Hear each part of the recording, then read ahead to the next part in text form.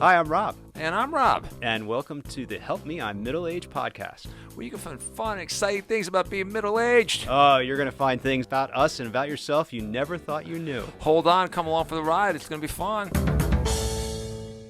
Welcome to the Help Me, I'm Middle-Aged podcast. My name is Rob. And I'm Rob, too. So, our guest today is John Hadley, and he is a colleague of Rob Bassino. And Rob, we'd like you to maybe talk a little bit about, introduce John, bring him into the podcast. Sure. Yeah, I guess, John, we've known each other, for maybe 15 years? Sounds about right. And with us kind of relaunching, getting back into our monthly sort of podcast, especially in this COVID-19 world that we're living in, we thought it very timely to bring John on and really focus on things like the career change situation and coaching, especially in the COVID-19 world where people are calling from their house or doing interviews from their house, and the job market seems to be changing with people getting laid off, also furloughed, or just looking for better jobs in the future. And a little background on you, John. I guess you've worked in the insurance industry for quite some time. It says here in your bio, you're chief actuary at one point. Yes. And I've been also working to operate or to optimize operating systems for insurance companies, things of that nature. But again, more importantly, your situation right now as a career search counselor and a coach, I think is very timely. Just this week, I had two of my clients who were told they were losing their jobs, and actually two other clients two different clients, their companies were being acquired. And that's coming to fruition, and they don't like the change of the guard. So they're looking for new jobs. So the big question is, in this environment, is it possible to be interviewing and feel confident about it? And that's kind of what we thought would be a good sort of topic to focus on. Yeah, absolutely. But I guess any more sort of background on you, John, that would be good for the audience to know? Sure. I've actually gone through two career changes. I started out as an actuary, went through the full range of functional areas in one company, and then built an actuarial department at another company. Finally left there as chief actuary. And I knew a year ahead that there was no chief actuary role because we were merging into our parent. And I was happy with that because I realized it wasn't what I wanted to do anymore. I called up a friend who was a career coach and said, Sue, I want to hire you to help me figure out what's next. So we started working together on that, and two things happened. One was I realized that everything around career search and self-marketing came really naturally to me. I really loved networking. I could do it well. And I actually started helping some of the other people who were going through an outplacement program at the same time as a hobby. But I wasn't confident enough to go out and start my own business. And the only thing I could think of was being a counselor for Lee Hecht Harrison or something like that. And that didn't excite me. So I went out looking for a systems role because I love systems projects. I didn't have the traditional background. I didn't have a computer science degree. I wasn't a project manager. I didn't have system certification. So I'd never actually worked in a systems group, although I'd worked on many systems initiatives. And I just went out talking to people. Here's what I'd love to do. Here's what I'm about. And ultimately, I was at a conference. Guy next to me says, what do you do? I gave him my little pitch. He says, oh, would you like a consulting assignment? And that's all it took. I went into their office for an hour meeting when I got back from the conference and walked away with a six-figure consulting contract. And that actually, they ended up giving me a series of projects for the next 5 years. So one of the things that happened was 3 weeks into it, I realized that there was all this baggage that I'd had when I was an employee that had gone away. And I was actually offered a job by a friend, an internal job at another company 3 weeks into it. And I had to say, I don't think I want to be in a corporate environment again. I mean, as a consultant, I love it, but I don't want all that baggage all over again. And that just changed all my thinking 180 degrees, that where I'd been afraid to go out on my own, now it was, well, I know how to market myself. That's just the dues I have to pay to stay independent. So, so I did that. And on the side, for the next 5 years, I was doing a little bit of coaching for my alumni network and others as a hobby. Until finally, they'd run out of budget for consultants. They said, look, you saw we've let go of so many consultants. Which of these jobs do you want? And I said, well, frankly, I have to admit, I don't want either of them. And I opened my new practice at that point, because now I wasn't afraid to go out on my own. It was just, I knew how to market myself. And that's when I opened my career search counseling practice about 17 years ago. And so I've worked with lots of people going through changes. And we put all sorts of barriers in our way. Oh, this is what I've always done. These are the skills I have, although they're focused on doing them in a certain environment. And it's hard for us to think beyond that. And that's really one of the keys, is just thinking. It's not, in fact, thinking is sometimes one of the problems, that we get so stuck in our heads. It's getting out and talking to people that really makes a big difference. I had a client early in my practice who he actually was a paraplegic, and he was a software programmer, hated getting up in the morning to go to work, but he couldn't see what else he could do. He couldn't get himself to go out and explore other things. And so I challenged him on that. I said, look, what would you love to do? If you forget about what you're doing, what would you love to do? And he had two different possibilities in mind. I said, great, let's put together your talking points. Let's put together your story. Let's get really clear on what you bring to the table. And let's get you out talking to people as if you knew that was what you were going to do next. And so we basically created a feedback loop. And ultimately, I get this phone call from him. He says, guess what? I met another guy who's just as excited about this consulting practice I want to set up as I am. I've sold my place. I'm getting on the plane tomorrow up to Beijing. We are opening our international consulting practice. I'd never heard him so excited. And it took that feedback loop, that getting out of his head and actually talking to people, to get him to where he could actually see it and make the move. Right. And you had to challenge him, right? To kind of make the first step. And therein lies where a coach can be very helpful, to push a person out of their comfort zone and kind of see what they can do. Right. So, yeah. John, so you see things in people, maybe they don't see them in themselves, because they put fear, and they have their mindset doesn't allow them to really go where they probably can go with their own limitations that we set on ourselves. Right. And you try and coach them through that and say, you got to look at it a little bit differently.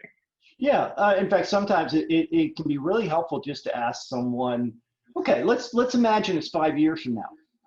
Now, looking back, what do you want to have done? And you just looking from a different perspective sometimes is really helpful. I have a client I'm working with who the very first thing we did was we sat down, and she knew she didn't want to be where she is. It's a toxic environment, but she wasn't quite sure where she wanted to go. So we spent an hour just talking about, okay, what do you want to get by making a move? What do you not want to get by making a move? What do you want to leave behind as you make this move? And what don't you want to leave behind as you make this move? And just exploring those four aspects of the grid gave her a lot of clarity on where she wants to head and what it needs to look like. So it was, really eye-opening for her. Wow.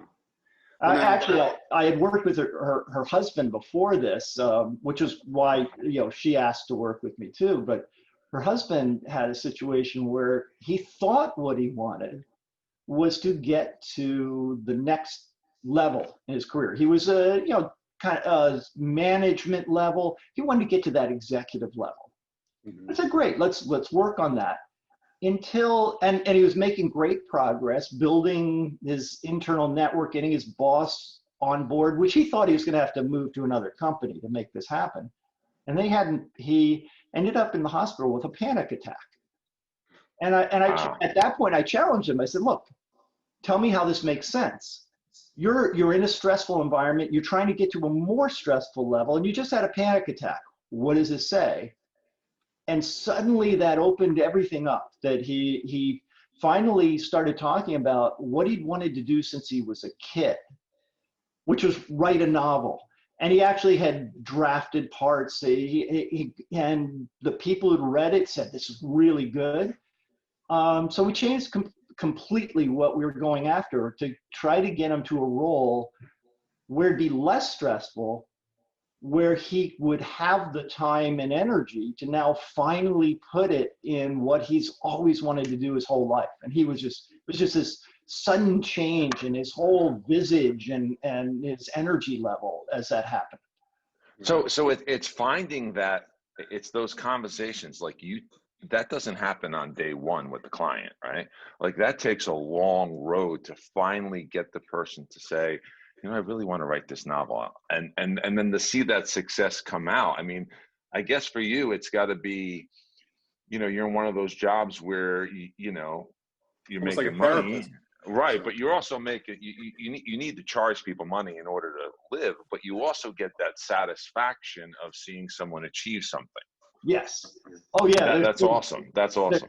There's nothing like the feeling when one client who just a very traditional sort of situation that he was in a toxic environment. He wanted the same sort of job. He wanted to find a place where it wasn't toxic anymore.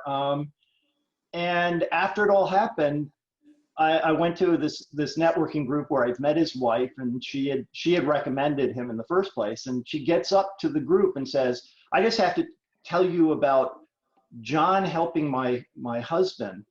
And the other night, our little boy came down and said, Daddy's happy again. Wow. That just That's hit great. me so much. Yeah, you can't put a price on that. Yeah. Wow. Well, now in this Awesome. environment right now with COVID-19, is it a good time to consider changing careers, or what are you seeing that because of the environment that we're going through makes it different, better, worse? Any sort of indication? Well, I think any environment can be the right environment. It's just you have to maybe plan it a little better in this environment because, things are uncertain. But I worked with people back in the Great Recession in 2008 who, they were out of work they'd been out of work sometimes for a year, 2 years. And within a couple of months, we were able to get them back to a great job that they were excited about at the right level. They had just gotten stuck in their own psychology, and they were depressed and they lacked confidence. So it's the same sort of thing. If you go about it the right way, there are great opportunities out there. Obviously, there's certain industries, the airlines, a lot of hospitality industries, and so on, that are getting hammered. And a lot of people there are going to have no choice but to find a way to reinvent themselves.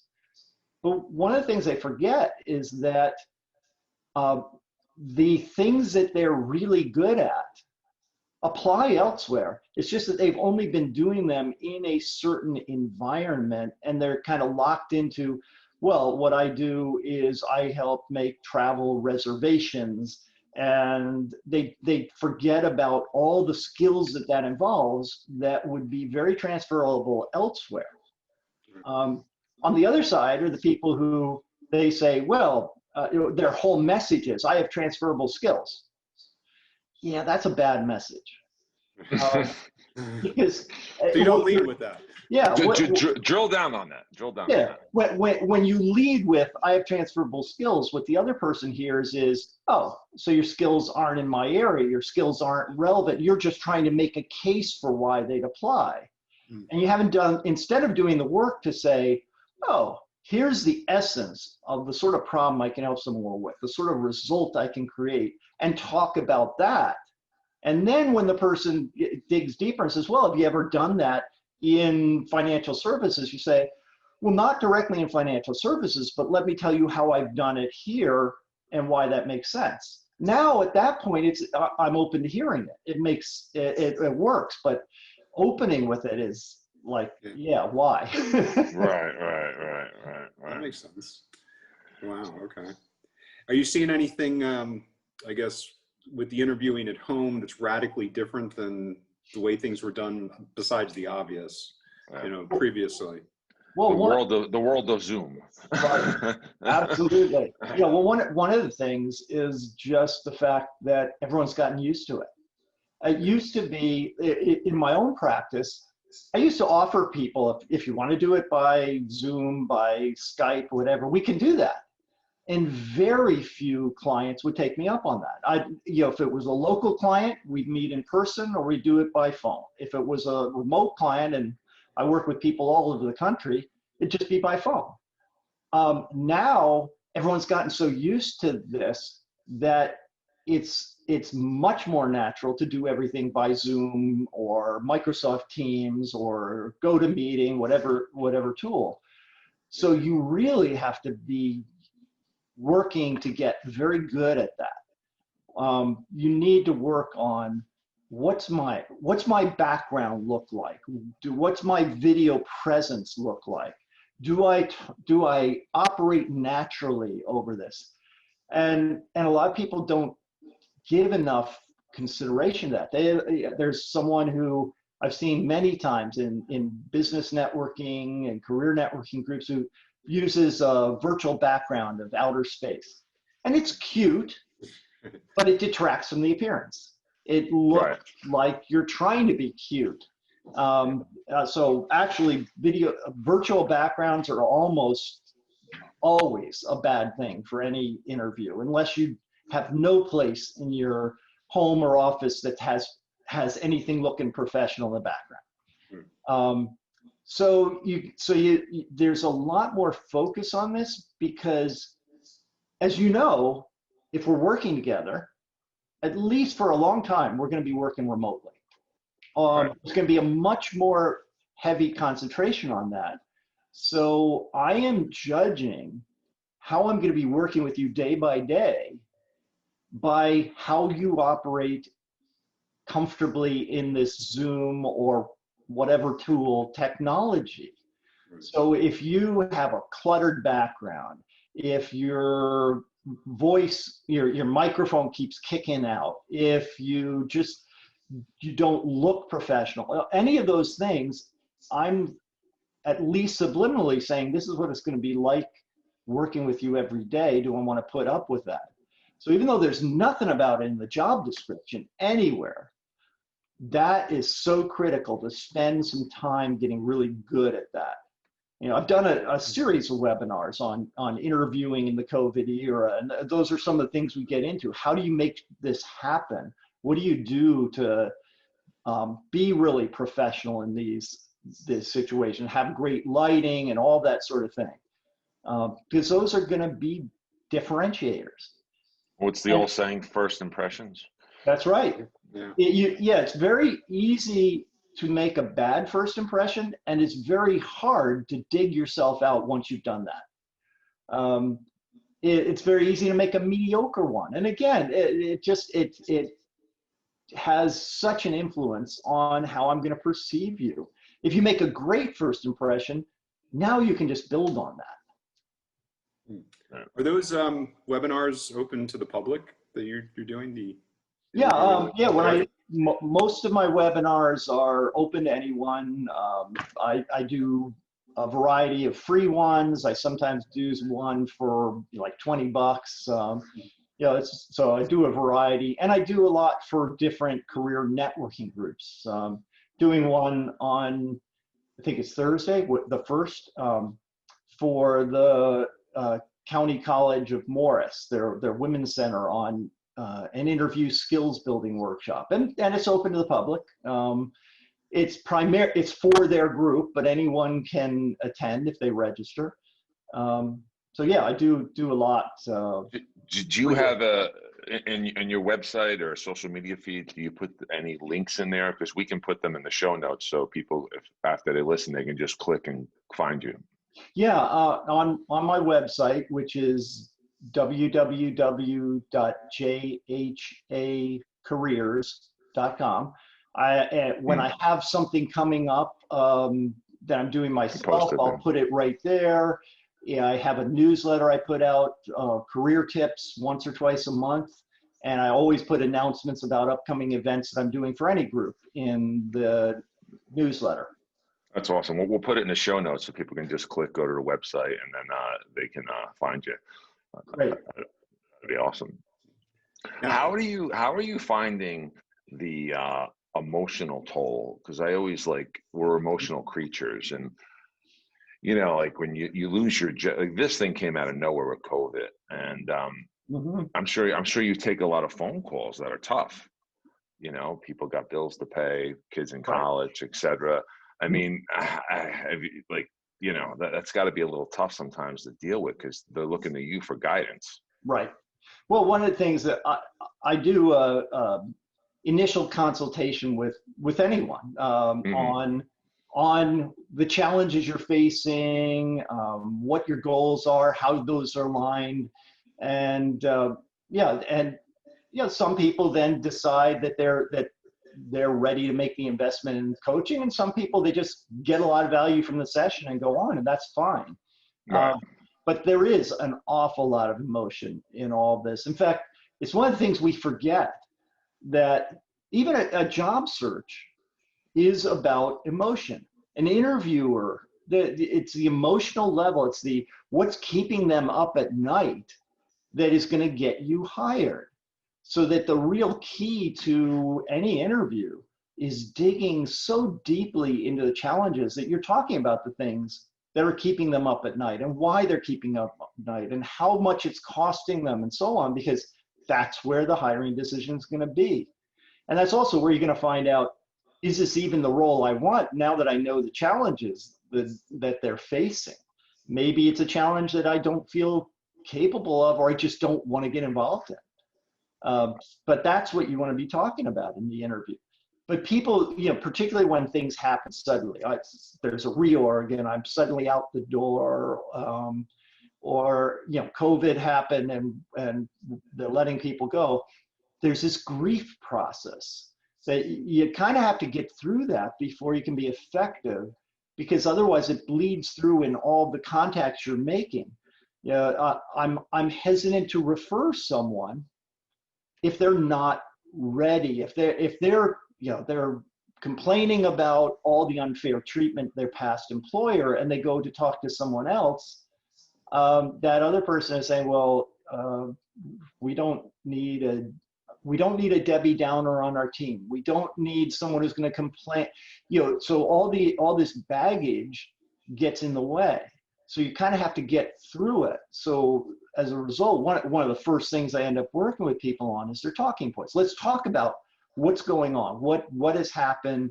Let's talk about your background, what makes you really unique. And as they come up with those talking points, they start to regain their confidence in what they can present and how they can present it. And a lot of times we do have to spend some significant time exploring, well, tell me what happened. I'll say, look, this is a safe environment, but let me be the interviewer who's asking you difficult questions. Okay, so why'd you leave that company? What happened? And why'd you leave that other company? Get them to the place where they're not thrown when that question comes up, and they can answer with confidence and positivity, because when you can't, that's going to be a continual barrier to getting people's attention and getting through the door. Hey, the conventional wisdom says it's harder to find a job if you're unemployed. But suppose you really hate your job and this environment has just driven you nuts to the point where you can no longer handle it anymore. I mean, should you stay at the job while looking for a job, or mentally do you leave the job because it's so horrendous and then put all your energy into it? What's the prevailing thought on that? Well, most people still say, and I totally disagree with this, that you should always hang on. You're always much better looking when you're in a job. Right. Because what they're afraid of is that recruiters are going to look at them differently if they're not employed, that employers are going to question why are they out of work, all those things. But there have been so many reorganizations, layoffs, et cetera, over the last couple of decades that pretty much everyone has been through one. So they understand that happens. So that's not as much of a barrier anymore.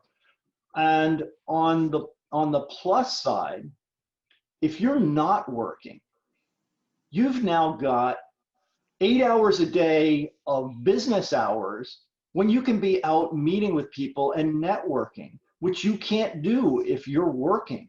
Because the core of landing the best job is building that circle of influence that catches things for you and gets you referred into people instead of applying through the traditional channels. And it's very difficult to do enough of that if you're working full time. Yeah. And if you're in a toxic environment, it's even worse because the psychology of being beaten down by this toxic environment bleeds over into everything you're doing and keeps you from being so positive. So obviously you have to take the financial side into account, that can I afford to be out for, say, 6 months while I'm looking? Am I going to be okay?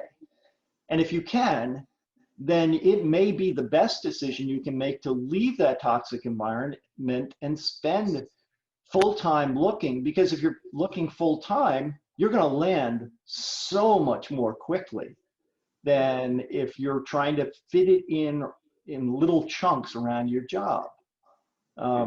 So I think it's actually, I've never found, because I've worked with many people who've been out of work.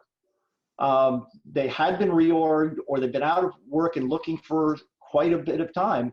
And I've never found that it's the time they've been out that's the problem, or that the fact that they're unemployed is a problem. What's the problem is, are they presenting themselves really confidently? Do they have really sharp talking points? Are they really upbeat and positive?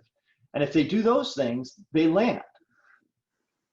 Do you envision like this person who decided to leave a job, and sort of the interviewer at the company would view them as being bold enough to have faith in themselves and leave a toxic job, have faith in themselves to go out there and start applying and just really have that confidence? I mean, viewed. Yeah. Yeah. And that would be part of coming up with your message. You know, what are you going to say when someone asks, why are you unemployed? Well, you got to have a really good answer, which is focused on the future. It can't be, well, because my last employer sucks. No one's that's not gonna go very far. But it wasn't it wasn't the right place for me anymore.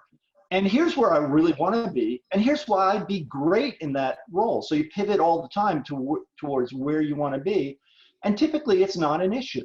It's the past is an issue if you make it one, if you focus on it. When the person asks you, tell me what happened at that company, and you go into a 5-minute story about what happened at that company, they're like, oh wow, this person is really hung up on that. They're not past that. I can't hire them. Mm-hmm. Let me ask you a question. When you're in an interview, my wife always said this, when you get the interviewer talking about themselves, Mm-hmm. they'll just go on a rant. And then like at the end of the interview, they'll feel really great because they just were talking about themselves, because people sometimes like to talk about themselves. Mm-hmm. Do you ever find that, like when you're, it's, hey, how long you as the interviewee are asking the hiring manager, how long have you been at the company? What's your, you turn it around a little bit and you ask them some important questions. Absolutely. In fact, what you're suggesting is a great strategy. I love to ask an employer, hiring manager, so what made you come to this company? What do you love about it? What, where do you see yourself headed next? What if there was anything you could change about the company or the department, what would you change about it? getting really into what is their motivator, it helps me understand them, helps me understand what I'm getting into, but it also, as you're saying, they love to talk about that. So we build a lot of rapport in that process. A friend of mine tells a great story about how he was interviewing with the CEO of a small company he was interviewing for either CFO or senior finance person there. And he'd been warned ahead of time, look, this guy's just going to pepper you with questions. It's going to go really fast and then it's going to be over. And so the CEO starts peppering with questions and Marty gives him good answers. And after about the third, Marty says, let me answer that in just a second. But first, I got to ask you, is that a Joe Namath helmet over there? Perfect. And suddenly they're talking about the Jets for the next 45 minutes. And we had this great conversation and Marty got the job. That's it. Yeah. You find the connection points. People are looking to connect with someone on a level. Like, am I going to maybe work with that person? Yeah. Is this someone I'm going to enjoy meeting with every day, or am I going to be hiding under my desk avoiding them?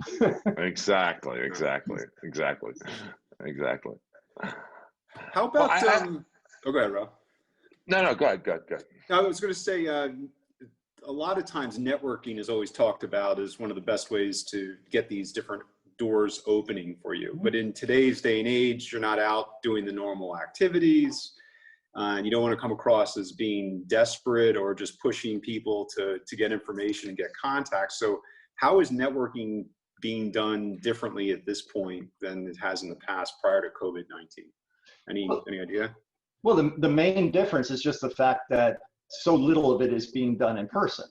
Yeah. But other than that, it's the same. I mean, it's a little harder building an initial relationship over a video or over phone than it is when you're in person.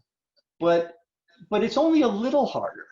A lot of this just has to do with the same sort of things. Building rapport, finding things in common, having a good discussion. And it's very much about not like pushing for your goal up front. Right. I don't call you up and say, hey, Rob, I'm looking for a job and I want you to open your Rolodex and introduce me to a bunch of people who could hire me. You're going to be backing off and like, yeah, I'm not talking to him. Yeah. It's more like, Rob, someone Jim suggested that you'd be a really good person to talk to because I'm going through a career transition right now. I'd just love to sit down and get your advice. Would you be open to doing that? People love to give advice. Sure. Even the most busy people typically love to give advice. So I never ask about jobs. I never ask who's hiring. I never ask, hey, can you introduce me to the person at your company who's hiring for this role? What I do is I have a good conversation that gets you engaged. Let me tell you my story so you understand where I'm coming from. And then I love to brainstorm with you. And we have this brainstorming conversation. Now, if you know about jobs, if you know someone who might hire me, if you know the hiring manager over a position I'm interested in, you are almost certainly going to volunteer that if I've done a really good job of engaging you. Sure. But if I push for those things instead of pushing for the engagement, there's something wrong. Why should I shouldn't have to push for them. If I do, there's a reason you're not volunteering those things already. So how is reaching in with a crowbar and trying to pull them out going to advance my cause? It's just going to impair the relationship. Right. So the key is, you got to get that meeting. And the best way to get the meeting is that I've got someone who has suggested that we connect. So I said, Rob, Jim suggested that we connect. And I know that Jim's a good friend of yours, so I know you're likely to take my call or set up a Zoom meeting with me. And I just take it from there. Okay. Any places you would turn to if you didn't have these natural initial connections? Is there any, like the general public could be saying, is there a a society I can turn to that I'm part of, or whatever the sort of group that you may recommend? Well, there are lots of career networking groups around the state that, and other states as well, where that people can get involved in. They offer free. I speak to a lot of them, so they offer free webinars. That's a chance to connect with people online and build your skills at the same time. So it's a safe environment to practice your messaging, your way of connecting. And there's a site you can go to. A friend of mine, Alex Freund, has a website, landingexpert.com. And there's a networking groups section on that, right on the homepage. You just click on that, and he's got a database of hundreds of career networking groups all around New Jersey, Eastern Pennsylvania, New York. And you can just find ones. It'll tell you what the mission is, when they meet, who's eligible to attend, that sort of thing. So those are a great place to start. But I like to think, even people who say, I don't know anyone. Right. Well, that's not literally true. Yeah. You can Right. practice with your friends, and you'd be surprised at how many connections your friends might have who might be helpful to you once you connect with them. You can connect with even relatives. You can connect with your alumni group, that can be a great place, because most people feel really good about the place they went for an undergraduate degree. Right. And so they're willing to help. I did that with my daughter, actually, that she was looking for a teaching job. And I said, have you ever thought about connecting with other Bucknell graduates? And she said, I could do that. And so we went out on LinkedIn, and we quickly found 10 or 20 people with the principal or superintendent in their title in the New York metropolitan area, and just wrote them a short note saying, hey, I went to Bucknell as well, trying to land my first permanent job, and I'd just love to sit down with you and get your advice. By the time we'd sent the fifth note like that over LinkedIn, the first two had responded saying, I'd love to sit down with you. That's awesome. Yeah, and so that can be a great way. And then all the people you worked with at any time in your career, at least the ones with whom you had a good relationship, Right. it's fun to catch up with those people too. Sure. If you just get into this curiosity mind, hey, what's going on with you? Just wanted to catch up, and then you equip them to be able to help you to the degree that they're willing to do it. Wow. So what about social media in this world? I mean, Yeah, I had a do's and question don'ts about of LinkedIn and Facebook and everything else. Is there things you should be aware of? Yeah, John, if you had to give advice to, say, our younger audience, right, who Mhm. grew up in this social media age, and they're going to be looking for jobs in the future, and some of the things they may have said on a Saturday night on social media may come back to haunt them in the future, what advice would you give them? Because it could have an effect on future employment as we go down the road here. Oh, it definitely could. I would immediately think about, what can I do to scrub my Facebook or Instagram or Snapchat? What can I do to change the privacy settings to make it a little more difficult? But the problem is, once a digital footprint is out there, it's really hard to get rid of. So maybe I just spend some more time doing a lot more professional things that make those other things, like go further and further down. And there are people you can reach out to who actually specialize in helping people make some of that happen. But yeah, I'd be very careful about what I'm posting, but I'd look very heavily to LinkedIn, because LinkedIn is seen as a very professional, business-oriented networking site. And so I want to put my energy there in building connections, in finding ways to research places. I mean, if I have 5 connections on LinkedIn, it's not going to give me much power. If I have 500 or 1,000 connections there, suddenly I've got access to a lot of people in my second and third degree. So when I'm interested in finding out more about company X, I can go out and I can find people who've been at company X or are at company X or know people at company X pretty quickly. And I can do a lot of research and make a lot of connections that will be helpful for me in getting attention at company X. So LinkedIn is one. You can use Facebook, you can use Twitter. There are ways to use all of them, but I think LinkedIn is probably the most powerful for job search. And ideally, it's you have a person you're more familiar with introduce you to somebody you're not, as opposed to taking the initiative and double stepping ahead and saying, hi, you know so-and-so and I know so-and-so, so Right. Talk to me. Yes. I mean, if the only way I can do it is the latter, I'll do it. But I'm going to look for the more organic way that so-and-so is willing to make an introduction to me to the other person first. But, for those younger people, one of the biggest things that I see is they're so used to doing everything by text or email that they don't even think of picking up the phone. Now, an interview is going to be face-to-face or by phone or by Zoom. You're going to have to talk to people at that point. So the more practice you get doing that, the more effective you're going to be. And you can't really build a networking connection effectively just by email and text and LinkedIn messages and so on. You have to have that conversation.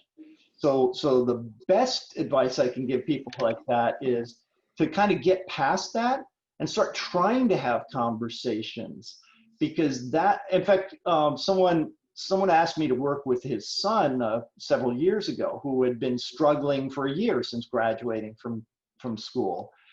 And one of the first things we did, I got him really good on his talking points and so on. And I said, let's pick up your alumni directory.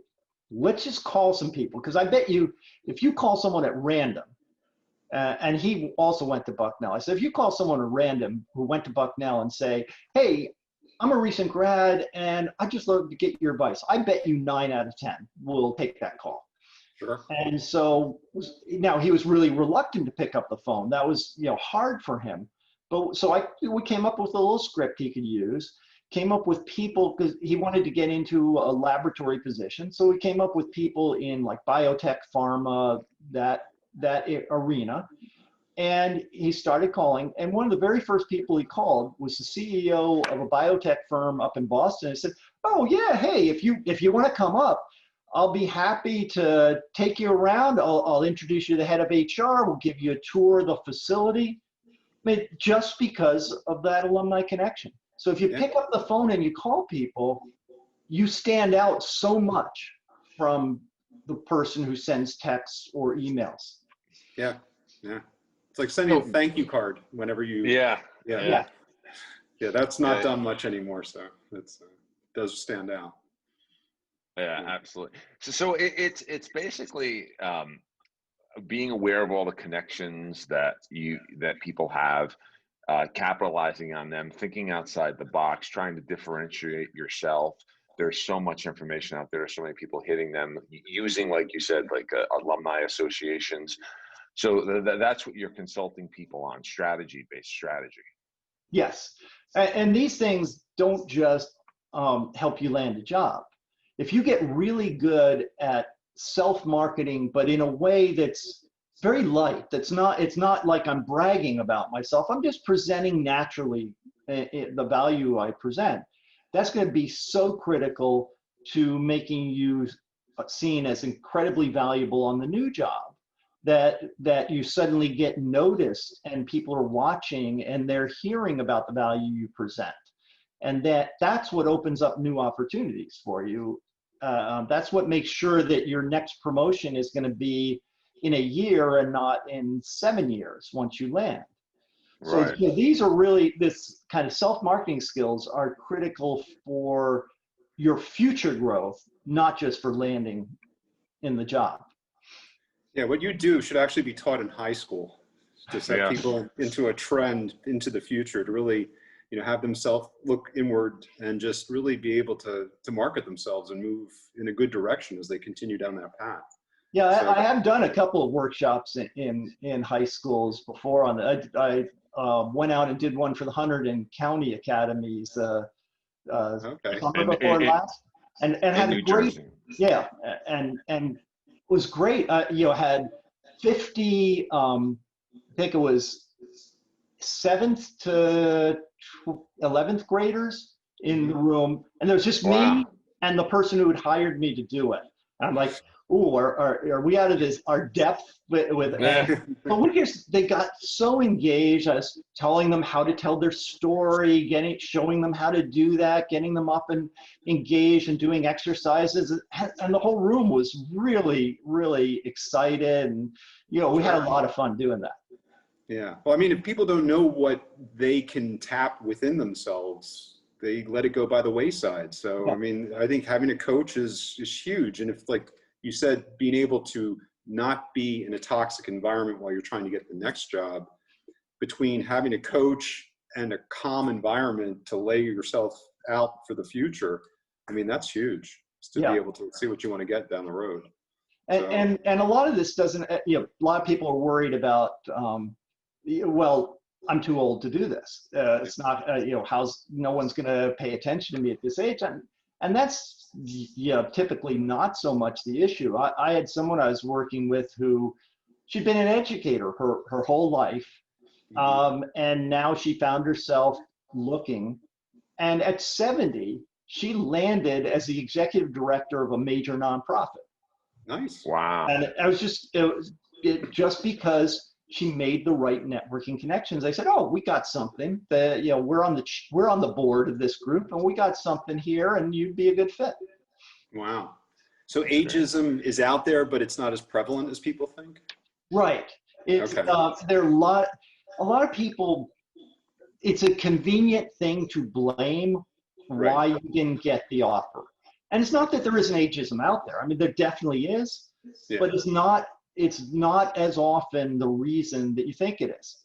In fact, I was doing a workshop for the Somerset Hills Y, and there's this one person who, he just got into this rant about how, it's ageism that everywhere I go, I don't get attention because I'm older. Well, and internally, I was looking at him and the way he's presenting himself and saying, no, that's not the problem. The problem is you are falling into all of the traps that are the excuses. I mean, you've dressed sloppily, you're presenting yourself poorly, you're complaining about all of these things and technology and so on. So you're feeding into all of the things that the age is a surrogate for.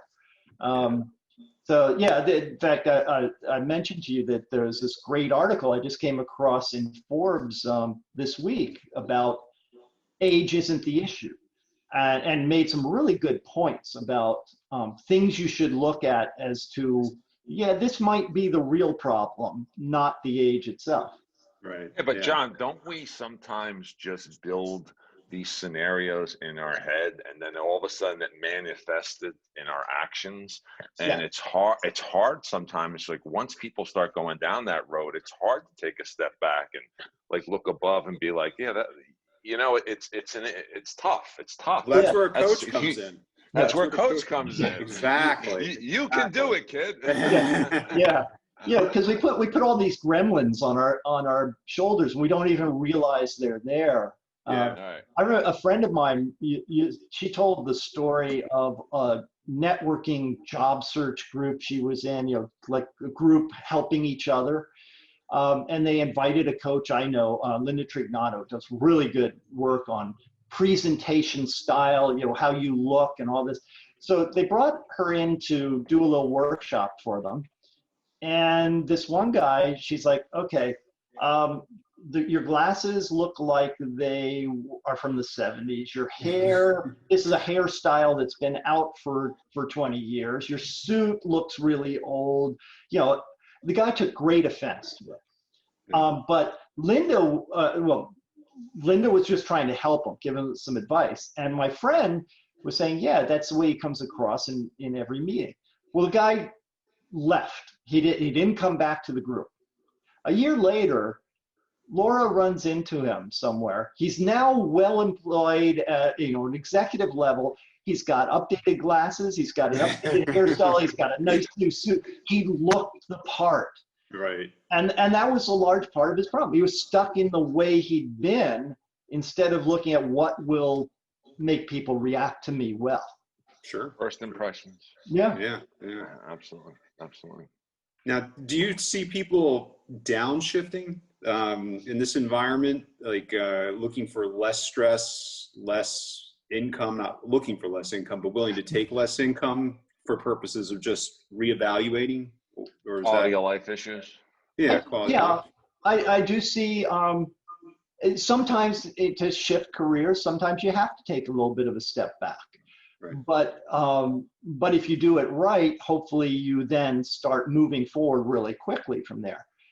So yeah, I do see some people doing that. I see some people doing that just because they feel, well, my industry is contracting and I've got to do this, which is the wrong psychology. You focus on, let me show you what I bring to the table. Let me get really clear on the value I bring and then see where that leads you, as opposed to coming into it starting from, look, I'll take a $50,000 pay cut if you'll just hire me. That doesn't impress people. Right. But yeah, so I do see some people, particularly people who are, maybe they've had a really fulfilling career and they say, I'm ready to step back. I don't want that leadership role that I've had in the past. The challenge they face is getting someone to see that as real and not just something they're saying to get their foot in the door. Right. Yeah. Because I don't want to hire someone who I'm afraid, okay, they're just doing this to get in and then they're going to be moving on quickly, or they're going to be looking to take over my job or whatever. So you have to be really genuine about that. Mm-hmm. And if you are, and I can see you as a key to helping me succeed in my career, and that's really what you want to do, okay, that can work. And I may very well hire you then. But if I'm afraid you're just saying it to get in the door, or you don't really mean it, and I'm a little worried about whether you're going to be a threat, you're not getting hired. Right. Yeah.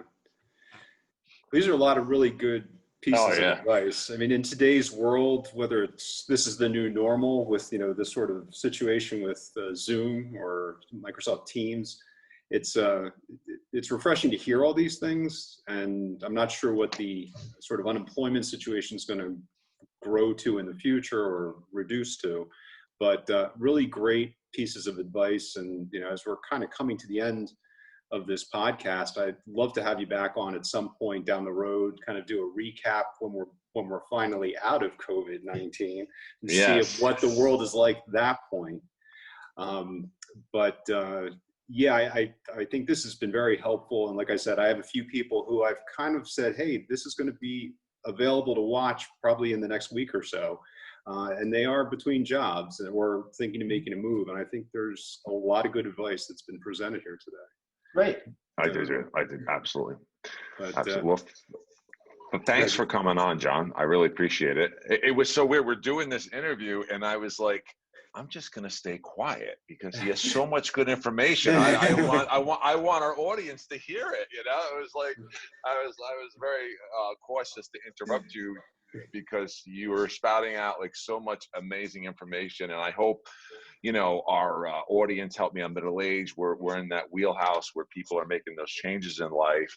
And we definitely hope the audience got a lot of the interview with you today. Thank you so much for taking the time and coming on, John. Oh, you're very welcome. I enjoyed it. And we'll have a lot of those links down below for some of the information we've mentioned before. But again, in the future, love to have you back on, maybe just sort of a recap and different time, 6 months down the road, or maybe on a specific topic. But very good. Very, very appreciative of you coming on today. So thank you very much. Thanks, son. Take care. Oh. And if you really enjoyed this episode, everyone, please scroll down, hit the subscribe button, share on your social media feeds. We're trying to have great conversations and good content. And the more it grows, the more we can do. Take care. We'll see you next time. See you later.